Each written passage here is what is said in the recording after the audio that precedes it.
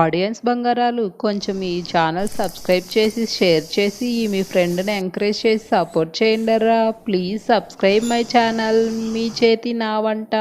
Friends, ఈరోజు మన recipe ఒక సామెతకు అనుగుణంగా ఉంటుందండి. ఒకే దెబ్బతో రెండు పిట్టల అంటారు కదా, అదే విధంగా మనం ఈ విధంగా ఒకే కర్రీని చేసి పెట్టుకోవడం వల్ల మనకు సైడ్ డిష్గా పనిచేస్తుంది. పిల్లలకి లంచ్ బాక్స్ కూడా అన్నం వేసి ఈజీగా కలపడానికి కూడా వీలుగా ఉంటుంది. అదే ఈరోజు మనం potato and French beans fry recipe. దీనికోసం మనం పొటాటోస్ని కొంచెం పెద్ద పీసెస్ లాగా కట్ చేసుకొని బీన్స్ని అయితే ఈ విధంగా మనం కట్ చేసుకోవాలండి. ఇప్పుడు స్టవ్ మీద కడాయి పెట్టుకొని అందులో కొంచెం ఆయిల్ వేసుకొని పోపు సామాన్లు వేసుకొని అవి కొంచెం వేగిన తర్వాత కొంచెం అల్లం వెల్లుల్లి పేస్ట్ వేసుకోవాలండి.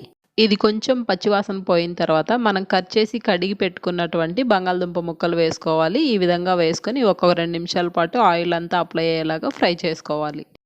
ఇప్పుడు ఇందులోనే మనం కట్ చేసి సైడ్ పీచ్ తీసి పెట్టుకున్నటువంటి బీన్స్ కూడా వేసుకొని ఇందులో కొంచెం కరివేపాకు, కొంచెం సాల్ట్ కూడా వేసుకొని ఇదంతా ఒకసారి కలుపుకోవాలి. ముందుగా సాల్ట్ వేసుకోవడం వల్ల మనకు కూర అనేది చాలా తొందరగా అవుతుంది. కలుపుకున్న తర్వాత మూత పెట్టుకొని ఒక 5 నిమిషాల పాటు మగ్గించుకోవాలి. 5 నిమిషాల తర్వాత మూత తీసి చూస్తే చూడండి, ఈ విధంగా మనకు ఒక 50% ఫ్రై అయిపోతుంది.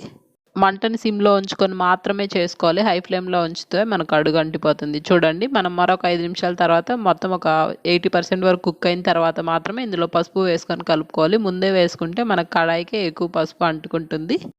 మరొకసారి ఇదంతా కలుపుకొని ఈలోపు మనం ఇందులోకి కావాల్సిన ఒక పొడి చేసుకుందాం. నేనైతే ఇందులో పుట్నాల పప్పు, ఎండు కొబ్బరి, వెల్లుల్లి, ఎండుమిర్చి, కొంచెం సాల్ట్ వేసుకొని మిక్సీ పట్టుకున్నటువంటి పౌడర్ వేసుకుంటున్నాను. మీకు ఈ పౌడర్ ఇష్టం లేకపోతే మీకు మసాలా ఫ్లేవర్తో కావాలనుకుంటే ఇందులో కొంచెం గరం మసాలా వేసుకోవచ్చు. అందులోనే కొంచెం మనం ఆమ్చూర్ పౌడర్ వేసుకుంటే గరం మసాలా వేసుకున్నప్పుడు చాలా టేస్టీగా ఉంటుంది. నేనైతే ప్రస్తుతానికి ఈ విధంగా చేశాను. చూడండి, మనకు ఫ్రై కన్సిస్టెన్సీ ఈ విధంగా వస్తుంది. ఒక 2 నిమిషాలు ఫ్రై అయిన తర్వాత ఎంతో టేస్టీగా హెల్తీగా ఉండేటువంటి మన potato and French beans fry recipe ready అయిపోయింది. ఇది చపాతీలోకి కానీ అన్నంలోకి సైడ్ డిష్గా చాలా బాగుంటుందండి. ఇందులోనే మనం కొంచెం పక్కకు తీసి పెట్టుకొని మార్నింగ్ టైంలో పిల్లలకు లంచ్ బాక్స్లో కావాలంటే ఇందులోనే కొంచెం రైస్ వేసి కావాలనుకుంటే కొంచెం సాల్ట్ వేసుకొని ఇదంతా బాగా కలుపుకోవాలి.